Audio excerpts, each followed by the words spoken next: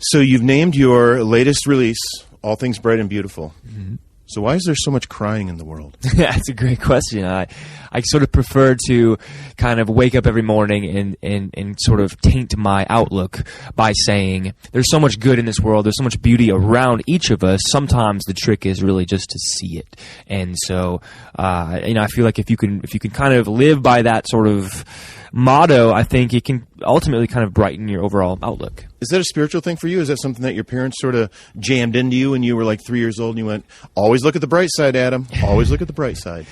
They did say that a lot. Although over the past few years, I really feel like it's been certainly more of a spiritual thing, or at least certainly influenced by my faith, and certainly, I feel like the more a person grows in his or her faith, that kind of overall, sort of influence is only, is kind of nothing but bright and beautiful. So that's kind of, it's the way to see it. Talk to me about Hospital Flowers, if I can jump to that one. Sure. Because I have that about sort of epiphanies are a good thing, right? And you're starting your life over. Is that correct? Am I close? Yeah, I had a friend who's actually in a actual car wreck. It was pretty bad, and we weren't sure if he was going to make it. And he came out of that experience, such a horrible tragedy, with such a fresh look at life, because life is indeed so fragile, and that's what he learned, and it really influenced me a lot. Isn't it wild that sometimes we have to get into a really messed up situation before we realize all things are bright and beautiful to keep going back? It is. It really is, yeah. And it's an easy thing to take for granted, how good we've got it. Well, do you think that you've struggled in life? I honestly, compared to what I've seen, I've been pretty lucky. Yeah? Yeah. Because I think struggle is a thing that we don't, it's hard to embrace it, but it's almost like we have to embrace it. Yeah. No matter what our struggle is, whether it is hunger, car accident, or you can't get your record to have people hear it. I mean, they're all struggles. They're all legitimate, aren't they? Exactly, yeah. Exactly. How about going down the real world? Real World, yeah. That song, I think, kind of sums up the whole record kind of in just a few words. There's a line, reality is a lovely place, but I wouldn't want to live there. And I think that's kind of a funny quip about kind of the way I enjoy, kind of looking at the world, and at least having a fun, kind of quirky way of sort of disconnecting myself from the everyday mundane, routine, and kind of going to this place in my head where everything is bright and beautiful. I think that's pretty cool. Is reality the world, and that's a not great thing? For me, not per se. It's kind of reality to me is less about how bad everything is. It's more just kind of everything can be sort of mundane at times. If you're not willing to really kind of put an effort into seeing, like I said before, that there is a lot of beauty around us. Yeah, like plant life. I think you're searching for some sort of happiness or some sort of light in there, right? Exactly. Yeah. That came about. I remember actually wrote that song with Matt Thiessen from Reliant K, and it was kind of in the dead of winter, and he and I were in my little living room in Minnesota, kind of in the middle of a snowstorm, writing this song about, what if we were stuck in this house and, just want to get out and see the light again. It was a fun song. So this was not the first time you met Matt, because last time I talked with Matt, I said, so talk to me about Adam Young. Mm-hmm. He's like, you stood in line and got his autograph, right? I did a long time ago. Is that craziness? It is crazy. And now you're working with him? Oh, it's so weird. I mean, it was like 99 or 2000 or something. He just started Reliant K, and I was a fan, and I remember going to a festival and standing in line and waiting and getting his autograph. I still have the CD. I showed it to him, years later. Hey, remember the CD you signed? And it was, it's very cool. So did you reach out to him to work together? Initially, initially, I remember. Not that day. Not that day, no. My manager a couple years ago said, if you could put together a dream list of artists you want to work with, send it to me and I'll try to see what we can do. And Matt was at the top, and he was gracious enough to take a listen to some of the stuff I've been working on. And I said, if you're free and you're interested, let's do some writing. And he was into it, and it was great. We hit it off, and we're good buds. That is kind of weird to be able to be good buds with somebody you must have, I don't know if idolized, but certainly, I mean, even I think that many times when I'm going through your lyrics, I'm kind of going like, you and Matt, because I think, because you have that sort of and I mean clever in a good way. You have sort of that clever way of taking lyrics and just making them fun and uplifting and insightful all at the same time. It was very cool. You know, he was certainly one of the first influences as far as, you know, I remember I wanted to learn how to play, you know, guitar for the first time because I was listening to his albums and I loved what he was doing, and it's very, very surreal. Yeah. Well, then I would expect you're going to have yourself. What was, I think their first record, weren't they like in, they were running with headbands on or something really, the sweatsuits, sort of you're just like, but that's exactly who he is, right? Exactly. I mean, he's like, yeah, let's just do this sort of goofy thing and it'll be funny. He's a great guy. Okay, I'm going back to songs, dude. Dreams Don't Turn to Dust.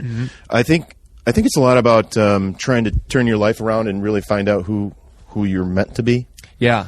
It's kind of it was sort of influenced by kind of going back to high school when I remember having a lot of people say kind of indirectly to me, you know, basically you're kind of stuck, you know, more or less you really need to give up on stuff, you know, some of your dreams and whatnot. And so that song is basically about saying, you know, regardless of those you know, negative kind of happenstance that come your way, you know, you just got to keep running the race, fighting the good fight. Is this believing in yourself? Believing in the work? What is it? It's sort of about a little bit more about enjoying the work that you've been given and seeing it as a task to really do the best, you know, the best job that you can do, and truly, you know, being kind of a good steward, if you can say, of the task and enjoying it. Yeah. What does it mean when you say being the work you're given? Because nobody is standing over you going, okay, write more songs.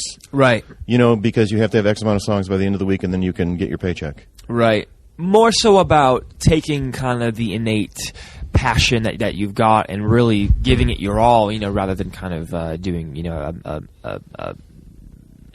you know, not a good job. So yeah, it's really about, you know, putting everything you've got into it. Yeah. To tune into that voice, right? To tune into God, that's not an easy thing to do, I think. I mean, because I think I have X amount of voices in my head. Still, it's like, wait, how can I not just sort of turn the dial to only listen to the one voice? Because every time I hear the one voice, I go, oh, wait a minute, there's another idea. Exactly. You know? Yeah. Same for me. Yeah. It's especially in today, and especially with technology, and certainly as it relates to the music industry, there's a lot of voices whispering in my head as well. And you know, sometimes it's you've got to just push all those that don't matter aside and listen to the one that does matter. And that's what it's all about. And is it about God and Kamikaze? About trusting? It is. Finding the voice, trusting the belief? Exactly. That's exactly right. Yeah.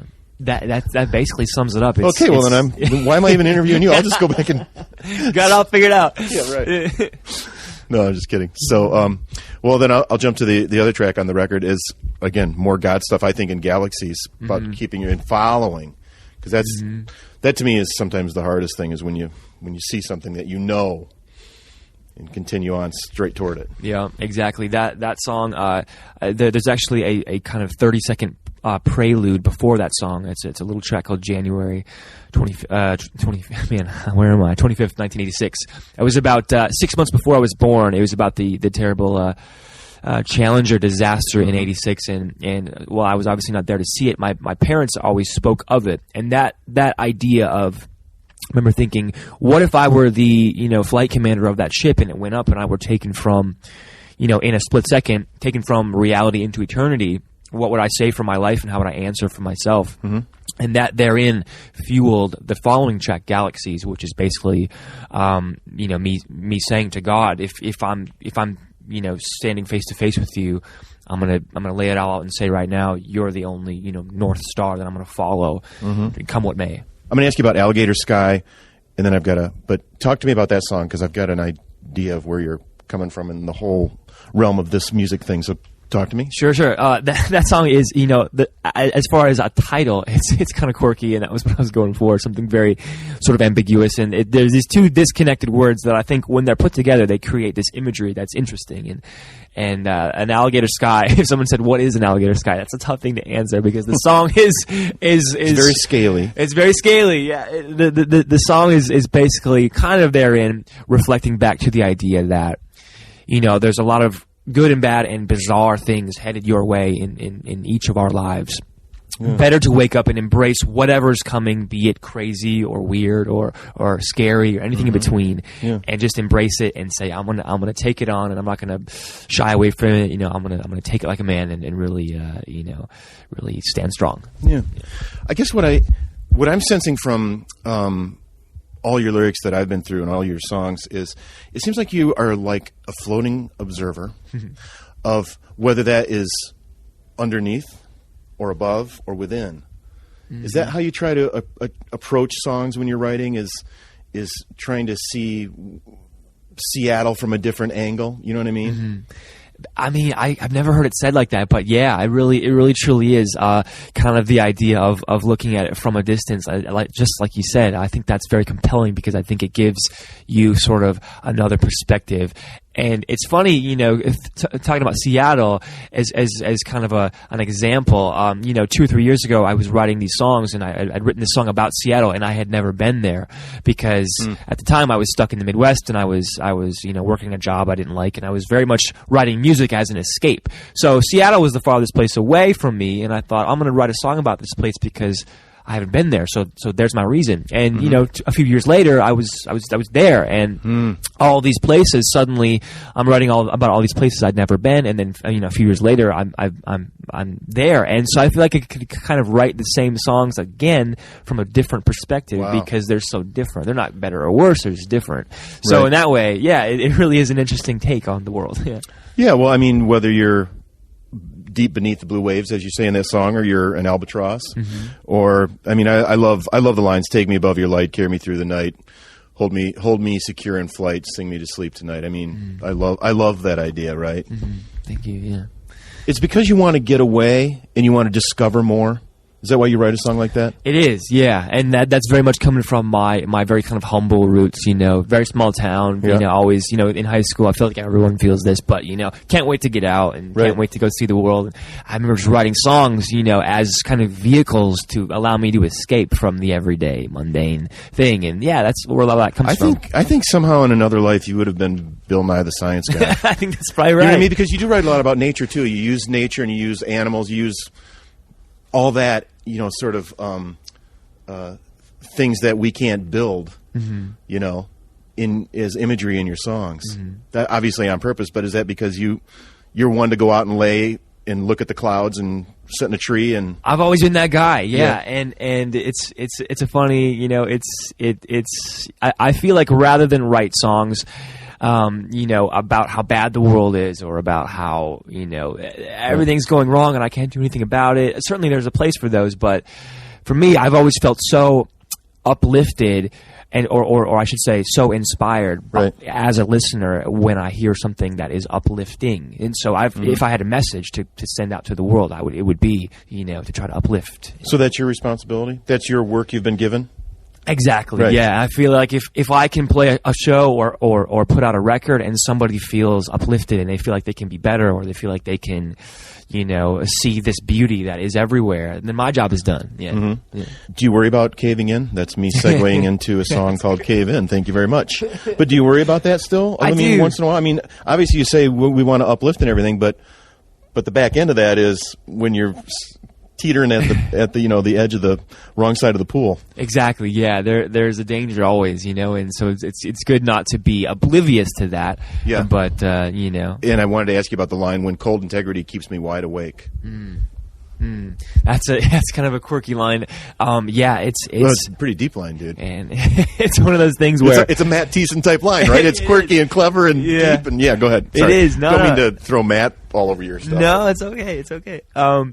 It's sort of like the kind of cold hard reality that is the good fight, that is remaining steadfast and pure and clinging to as far as I'm concerned, my Savior, because I am such a person of faith.